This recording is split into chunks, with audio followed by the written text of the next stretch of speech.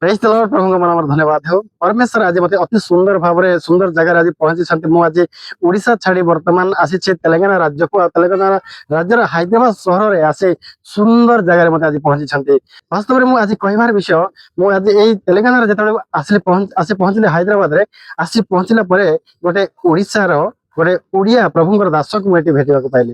ଆଉ ଯେତେବେଳେ ଭେଟିଲି ମତେ ବହୁତ ଖୁସି ଲାଗିଲା, ବହୁତ ଆନନ୍ଦ ଲାଗିଲା। କାହିଁକି ନା ଏଇଠି ଆପଣ ଦେଖୁଛନ୍ତି, ଏଇଟା ଆଶୀର୍ବାଦ ଗ୍ଲୋବାଲ ତରଫରୁ ଏଇଟା ଗୋଟେ ମିଶନ ତରଫରୁ ଗୋଟେ ସୁନ୍ଦର ଘରଟେ ବନାଯାଇଛି।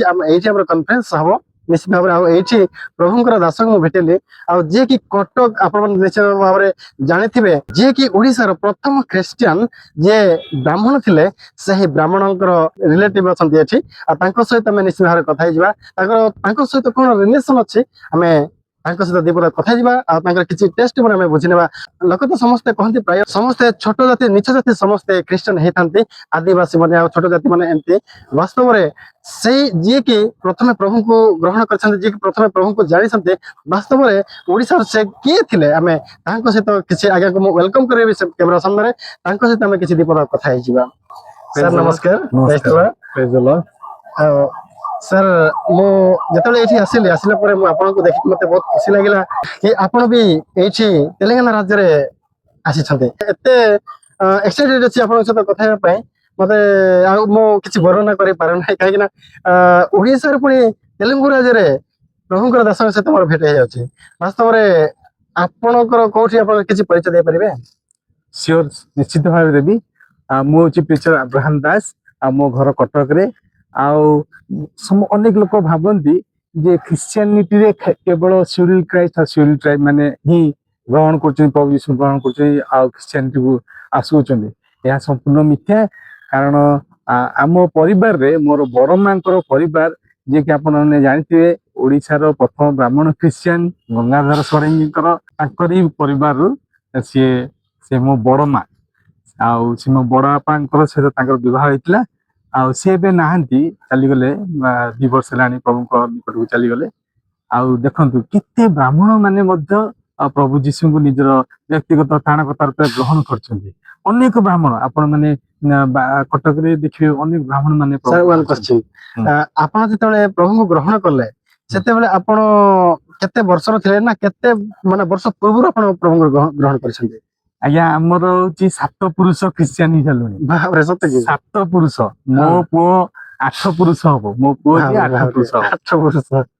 Yes. ନାଇଁ, ଅନେକ ଲୋକ ତ କୁହନ୍ତି ଖାଲି ଦଳିତ ମାନେ ହିଁ କେବଳ କେବଳ ଖ୍ରୀଷ୍ଟିଆନ ହୁଅନ୍ତି ବୋଲି କହିବେ। ଏ ବିଷୟରେ ଆପଣ କଣ କହିବେ? ନାଇଁ, ସେମିତି ନୁହେଁ। ଯିଏ, ଏଇଟା ହଉଛି ବ୍ୟକ୍ତିଗତ ବିଷୟ। ଆଉ ଯିଏ ପ୍ରଭୁ ଯୀଶୁଙ୍କୁ ଜାଣିଲା ଯେ ସିଏ ଆମ ମାନଙ୍କ ନିମନ୍ତେ ସ୍ୱର୍ଗ ଛାଡି ଏଇ ଧୂଳି ଦୂଷିତ ଧରାକୁ ଆସିଲେ କେବଳ ଆମ ମାନଙ୍କୁ ବଞ୍ଚେଇବା ଲାଗି। ଜାଣିଛନ୍ତି, ସ୍ୱର୍ଗରେ ଧୂଳି ନଥିବ, ସ୍ୱର୍ଗରେ କିଛି ନାହିଁ। ମାନେ ଏଇ ପୃଥିବୀରେ ଆମେ ସବୁଆଡେ ଦେଖୁଛୁ ଧୂଆଁ ଧୂଳି, ପୁରା ପ୍ରଦୂଷଣ। ପ୍ରଭୁ ସ୍ୱର୍ଗକୁ ଛାଡିକି ଆମମାନଙ୍କୁ ଉଦ୍ଧାର ନିମନ୍ତେ ସଂସାରକୁ ଆସିଲେ, ଆଉ ନିଜ ରକ୍ତ ଦେଲେ।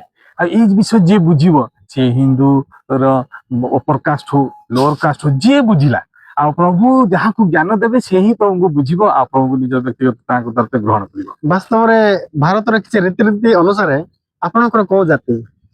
ସବୁ ଜାତି ଆମର ଗଲା। କାରଣ ଆମେ ଯେତେବେଳେ ପୂର୍ବପୁରୁଷ, ଆମର ପୂର୍ବପୁରୁଷ ବ୍ରାହ୍ମଣ ଥିଲେ, ଯେତେବେଳେ ପ୍ରଭୁକୁ ଜାଣିଲୁ, ମୁଁ ସେ ଜାତି ଫାତି କିଛି ମାନେ ନାହିଁ।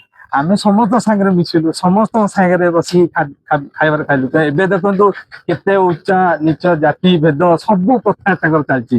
କିନ୍ତୁ ଆମେ ପ୍ରଭୁଙ୍କୁ ଜାଣିଲା ପରେ ସେ ପ୍ରଭୁ ସବୁ ଜାତି ଭେଦକୁ ହଟେଇ ଦେଇଛନ୍ତି। ବହୁତ ବଢିଆ। କିନ୍ତୁ ମୁଁ ଏ ସବୁ ଜାତି ହଟେଇଲା ପରେ ବି ଆଉ ଗୋଟେ ଜାତି, ବହୁତ ବଢିଆ ଜାତି ଅଛି। ଆପଣ କେବେ ଭାବି ତ ନିଶ୍ଚିନ୍ତ ଭାବିଛନ୍ତି, କିନ୍ତୁ ହୁଏତ ଆପଣଙ୍କ ମନରେ ପଡୁନଥାଇପାରେ। ମୁଁ କହିଦେବି, ଆଉ ଯାହାକି ଯିଏ ଯେତେବେଳେ ଈଶ୍ୱରଙ୍କୁ, ପବିତ୍ର ଈଶ୍ୱରଙ୍କୁ ଗ୍ରହଣ କରେ, ସେତେବେଳେ ସେ ପବିତ୍ର ଜାତି ହୁଏ। ଈଶ୍ୱରଙ୍କ ନିଜସ୍ୱ ପ୍ରଜା, ଆଉ ଆମେ ପ୍ରଭୁଙ୍କର ବଂଶ ହେଇଯାଇଥାଉ। ପ୍ରଭୁଙ୍କୁ ଜାଣୁ। ଆମେ ପ୍ରଭୁଙ୍କର ଜାତି ହେଇଛୁ, ଆଉ ଆମେ ଯାଜକୀୟ ବଂଶ ଅଛୁ। କାହିଁକି ନା ପରମେଶ୍ୱର ଯାଜକୀୟ ବଂଶ ଥିଲେ, ନାଇଁ କି? ତ ଯୋଉମାନେ ବି ଏହି ଖ୍ରୀଷ୍ଟିଆନିଟି ଉପରେ ଆଙ୍ଗୁଳି ଉଠେଇ କଥା କୁହନ୍ତି, ସେମାନଙ୍କ ପାଇଁ ଆପଣ କଣ କହିବେ? ବାସ୍ତବରେ ସେହି ସିଡ୍ୟୁଲ କାଷ୍ଟ ଲୋକମାନେ ହିଁ କେବଳ ଖ୍ରୀଷ୍ଟିଆନ ରହିବେ, ନା ସମଗ୍ର ବିଶ୍ୱର ସମଗ୍ର ଜାତିର ଲୋକମାନେ ବି ପରମେଶ୍ୱର ଗ୍ରହଣ କରିପାରିବେ? ଦେଖନ୍ତୁ, ପ୍ରଭୁ ଜାତି ଭେଦ ବନେଇ ନାହାନ୍ତି। ଜାତି ମନୁଷ୍ୟ ଦ୍ୱାରା ନିର୍ମିତ। ପ୍ରଭୁ କେବଳ ମନୁଷ୍ୟକୁ ବନେଇଛନ୍ତି। ସ୍ତ୍ରୀ ଆଉ ଆଦମ ଆଉ ପୁରୁଷ ଆଉ ସ୍ତ୍ରୀ ନାରୀ ଜାତି ବୋଲି କରିକି ବନେଇଥିଲେ, କିନ୍ତୁ ମନୁଷ୍ୟ ଏଇ ସବୁ ଜାତି ଭେଦ ସବୁ ଷ୍ଟାର୍ଟ କରିଛି। ଆଉ ତେଣୁକରି ଆମେମାନେ ଈଶ୍ୱରଙ୍କର ସନ୍ତାନ ପବିତ୍ର ଜାତି ଯେତେବେଳେ ହେଇଯାଉ, ଆମ ଭିତରେ କିଛି ଭେଦଭାବ ରହିବା କଥା ନୁହେଁ, କାରଣ ନିଶ୍ଚୟ। ଆମ ମାନଙ୍କୁ ପ୍ରଭୁ ଏଇ ପ୍ରକାର ଶିକ୍ଷା ଦେଇଛନ୍ତି।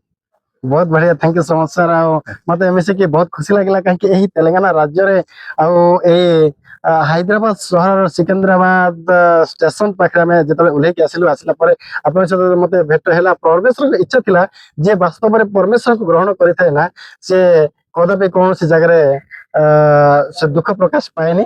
ଠିକ ସେହିପରି ଆମକୁ ସୁନ୍ଦର ଜାଗାରେ ଆଜି ପହଞ୍ଚିଲେ। ଏଇ ଜାଗା ଦେଖୁଛନ୍ତି, ଏଇଟା ବହୁତ ବଢିଆ ଜାଗା ନାଇଁ? ମତେ ଦେଖିଲେ ତ ଗୋଟେ ରାଜମହଲ ପରି ଦେଖାଯାଉଛି, କାହିଁକି ନା ଆମେ ରାଜକୀୟ ଯାଜକୀୟ ବଂଶୀୟ ଲୋକ ହେଇଥିବାରୁ ଏହିପରି ରାଜମହଲ ପରି ଘର ଆମକୁ ଅତି ସୁନ୍ଦର ଭାବରେ ମିଳିଯାଇଛି। ତ ଏଇ ଜାଗା ବିଷୟରେ ଟିକେ ଆପଣ କିଛି କୁହନ୍ତୁ। ଏଇଟା ଗୋଟେ ସେବା ଭାରତର ଗୋଟେ head office, all India head office. ଆଉ ଏଠି ଆମର 3 ଦିନ ଧରି ଗୋଟେ ସେମିନାର ଚାଲିବ। ଆଉ ରାତି 8ଟା 9ଟାରୁ ଷ୍ଟାର୍ଟ ହବ, ରାତି 12ଟା 1ଟା 2ଟା କେତେବେଳେ ସରିବ ଆମେ ଜାଣିନୁ। ଆପଣ ମାନେ ଆମ ମାନଙ୍କ ପାଇଁ ପ୍ରାର୍ଥନା କରନ୍ତୁ, ଏଇଟା ପୁରା ସକ୍ସେସ ହଉ। Thank you so much sir, nice to meet you. ଆଉ ପ୍ରଭୁ ଆପଣଙ୍କୁ ବହୁତ ଆଶୀର୍ବାଦ କରନ୍ତୁ। ଆଉ ଆପଣ ମାନେ ବି ସମସ୍ତଙ୍କୁ ଅନୁରୋଧ କରୁଛି, ଆପଣ ମାନେ ଆମ ପାଇଁ ପ୍ରାର୍ଥନା କରନ୍ତୁ। ଏପରି ଆମେ ନୂତନ ନୂତନ ଜାଗାକୁ ଯାଇ ଆପଣ ମାନଙ୍କ ନିମନ୍ତେ ଭଲ ଭଲ କଣ୍ଟେଣ୍ଟ ଦେଇପାରିବୁ, ଆଉ ପ୍ରଭୁଙ୍କର ମହିମା ବିଷୟ ଆପଣ ମାନଙ୍କ ନିକଟରେ ପ୍ରକାଶ ଯେପରି କରିପାରିବୁ। ଆଜି ପାଇଁ ରହିଲୁ, ସମସ୍ତଙ୍କୁ ନମସ୍କାର।